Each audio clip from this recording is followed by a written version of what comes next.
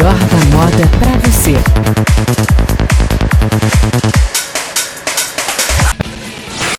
Muito boa tarde, está no ar mais um programa Rede TV Fight para você. Boa tarde, Romena. Olá, Henrique. Boa tarde para vocês de casa. Já estamos preparadíssimos para mais uma edição aqui desse programa maravilhoso, especial, que é o Rede TV Fight, Henrique, que é o primeiro e o único programa de lutas e fitness do estado do Pará. Romena, vamos logo iniciando falando então da área Fight, porque a gente sabe que existiu uma certa polêmica quando foi surgido o MMA. Quando surgiu o MMA, que hoje aí é conhecido como tendo o maior evento de MMA do mundo, que é o UFC. Né? Então, mas quem será que deu a ideia dessa junção, né, das artes mistas aí? Essa mistura de karatê com jiu-jitsu, com muay thai, boxe tailandês, enfim, essa junção toda. Se perguntasse para você hoje, Romero, você saberia responder quem foi o idealizador dessa ideia de unir todas essas artes marciais? Claro, Henrique, com certeza. Os percussores do MMA, esse mix de artes marciais, foram a família Gracie. Olha, a Romena anda pesquisando bastante de MMA, né? Parabéns, viu? Mas será que a resposta da Romena realmente está correta?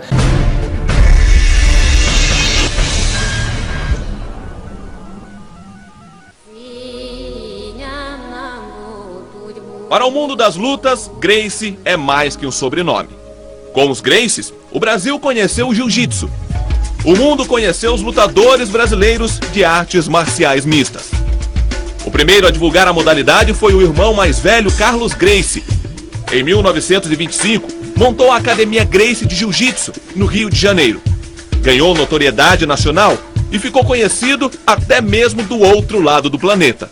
E eles desafiavam pessoas ou atletas de outras artes marciais aqui no Brasil para provar que o Jiu-Jitsu era a arte mais eficaz que existia.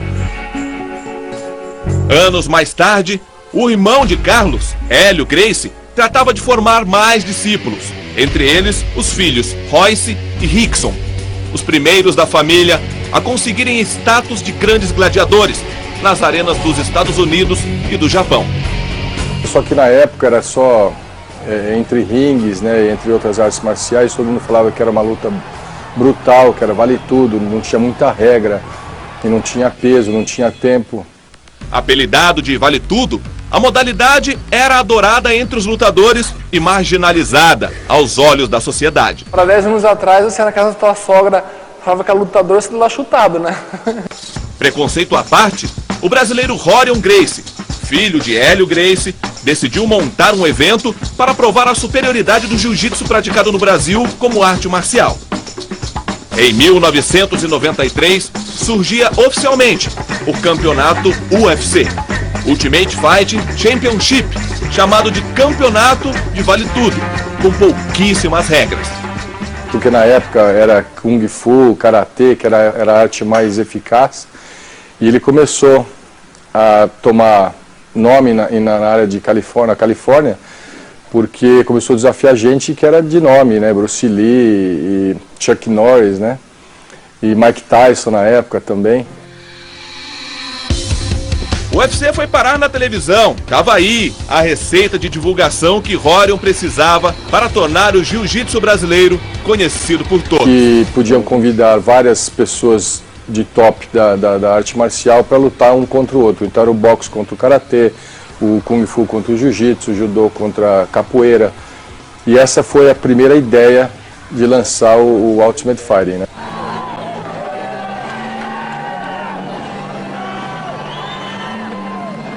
O escolhido para mostrar a superioridade do Jiu-Jitsu foi o irmão Royce Gracie. Surpreendeu a todos ao derrotar lutadores de mais peso. Em 2001, o UFC muda de donos. Os irmãos Frank e Lorenzo Fertitta e o promotor de boxe Dana White compraram o evento por $2 milhões. Para levar o UFC de volta aos holofotes e preferência do público da TV, os novos proprietários investiram em propaganda e, principalmente, colocaram regras nos campeonatos. Então puseram rounds e começaram a trocar as regras. Não podia mais dar cabeçada, porque era muito sangue que saía quando cortava. Não podia chutar um cara que estava no chão, na cabeça. porque também podia nocautear ele muito feio e talvez matar uma pessoa. Então as regras começaram a se moldar não só para a televisão, mas também para a segurança dos atletas. Criaram 5 categorias de lutadores. Como no boxe, foram divididos por peso, dos 70 aos 120 quilos. Essas medidas mudaram a imagem do evento. Saía de cena o pesado termo vale tudo.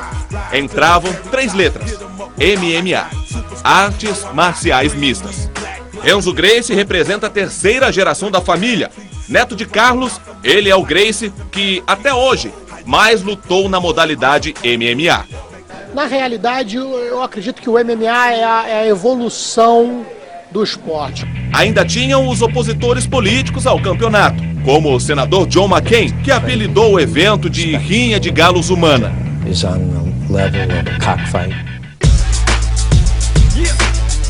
O golpe certeiro para o UFC ganhar de volta a popularidade nos Estados Unidos foi a primeira edição do reality show The Ultimate Fighter, em 2005.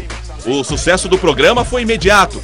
Mais de 1.000 anônimos se inscreveram para a atração, que hoje está em sua 12ª edição. Não existe nada mais apelativo que uma briga. Se você estiver passando na porta de um prédio e ver 2 porteiros brigando, você vai parar para olhar. A ascensão do Ultimate, o evento americano, veio justamente numa época em que o Pride, o campeonato japonês, estava em crise.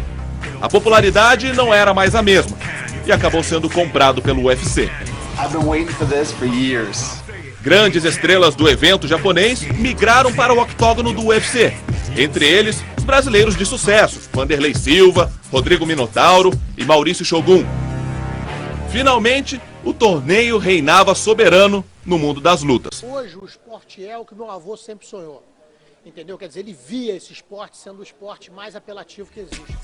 Hoje, nos Estados Unidos, o MMA não é regularizado em 3 dos 50 estados norte-americanos. Alasca e Wyoming não possuem comissão atlética.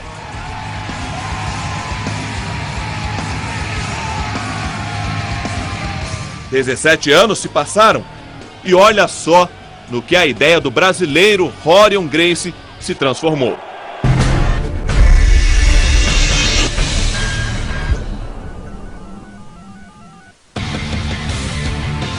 Em um único ano, os eventos do UFC rendem quase 700 milhões de reais. 84 milhões só em ingressos. Leva para o entorno do octógono cerca de 250 mil pessoas. Sem contar o público das TVs por assinatura, que compra 8 milhões de pacotes de pay-per-view, o equivalente a 550 milhões de reais. Qual campeonato com tão pouco tempo de vida conseguiria tamanha façanha? Talvez a resposta esteja nas centenas de academias de artes marciais mistas espalhadas pelo Brasil. Milhares no mundo inteiro. Jovens, adultos, mulheres. A modalidade cativa pessoas bem diferentes, como a dentista Juliana Yamajimori e o estudante Felipe Salgado. Sempre vejo as lutas no UFC, aí dá mal vontade de treinar, né? Não é um esporte que treina pra brigar, é um esporte que acalma, é um esporte que me dá um condicionamento físico. O MMA teve um estouro, né? Agora, depois dessas lutas do UFC que vem acontecendo, os brasileiros vêm dominando a modalidade, então isso virou uma febre. Cresce quando os ídolos começam a aparecer, mas assim, fazer um esporte é uma coisa que requer vontade, né? E acredite, por trás dessa batalha corpo a corpo, existe uma filosofia, que começa pela alimentação. Na verdade, isso pra gente é um estilo de vida, a gente não vê um esporte, a gente vive isso, quer dizer, é como você come, é comer de forma positiva, é tratar do corpo, da saúde, da mente. Procurar comer mais folhas verdes, peixe, diminuir um pouco a carne vermelha, fritura de jeito nenhum. A alimentação é fundamental, a alimentação é a gasolina do teu corpo. Quem dá a lista é Antônio Rodrigo Nogueira, ou simplesmente Minotauro. Campeão do Pride e do UFC, uma paixão que começou ainda garoto. Eu tinha 16 anos de idade, eu comecei a ver os primeiros UFC. E eu vi a beleza daquela mistura de artes marciais. Como eu já dominava algumas lutas, eu entrei na aula de jiu-jitsu. e comecei a me destacar, ganhei alguns campeonatos de jiu-jitsu. Hoje o Brasil tem seus representantes no grupo dos melhores lutadores do mundo. Aliás, a maior estrela do momento no UFC é brasileira. Anderson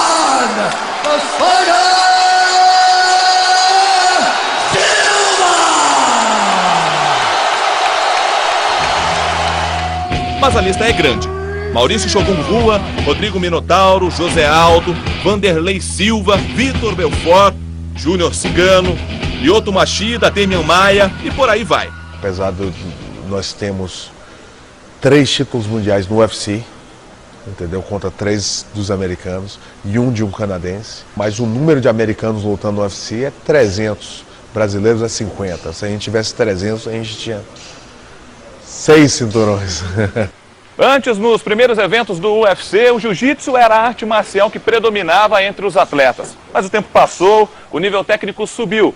E hoje é praticamente impossível um atleta ter sucesso no octógono conhecendo apenas um estilo de luta. É o caso de Rafael. Há pouco mais de um ano, a Rede TV entrevistou o lutador de jiu-jitsu. Naquela época, ainda sonhava ser um profissional das artes marciais mistas. Minha vontade é de cair no MMA e tá lá no futuro, tá bem lá no futuro, minha família vendo lá no MMA e pretendendo cair no Vale Tudo mesmo. Hoje, a situação de Rafael é bem diferente. Em um ano e pouco, quando você apareceu aqui, eu tava sem patrocínio, eu tava, não tava competindo muito. Já consegui fazer viagem, trabalhar aqui no Demian. Não chegou ao MMA, mas está bem perto. Dana White disse que apesar do UFC ter sido criado no Brasil, país que lança muitos talentos, ele acredita que o campeonato UFC é como artes marciais. É mundial, não só do Brasil ou dos Estados Unidos, e sim do mundo. Os empresários brasileiros resolveram pegar carona no sucesso do torneio para dar uma forcinha à marca e fazer do evento uma oportunidade. Até mesmo o ex-jogador Ronaldo resolveu investir. O fenômeno do futebol virou parceiro do fenômeno do UFC, Anderson Silva. Ronaldo, tamo junto e misturado! Quem cuida da carreira do lutador agora é a empresa de marketing esportivo do ex-jogador de futebol. E para a luta de Anderson contra Vitor Belfort, uma empresa de cosméticos masculinos resolveu pagar R$160 mil para ter o logotipo estampado no calção do campeão. Sem dúvida, o Ultimate o UFC virou uma marca. Ele hoje em dia, ele representa o MMA. Ele é o veículo que está botando o MMA no mundo todo, entendeu? É um produto tão positivo que é fácil vender. Qualquer companhia que fique fora disso, está perdendo o bonde. Hoje, com 17 anos de vida, o evento está avaliado em quase R$1 bilhão e 800 milhões de reais. É exibido em mais de 140 países, com edições na Europa, Oceania, Oriente Médio e, finalmente, Brasil. Muito mágico, né, que o esporte está passando, a gente conseguiu chegar onde a gente gostaria. Tem muito mais trabalho para ser feito, né?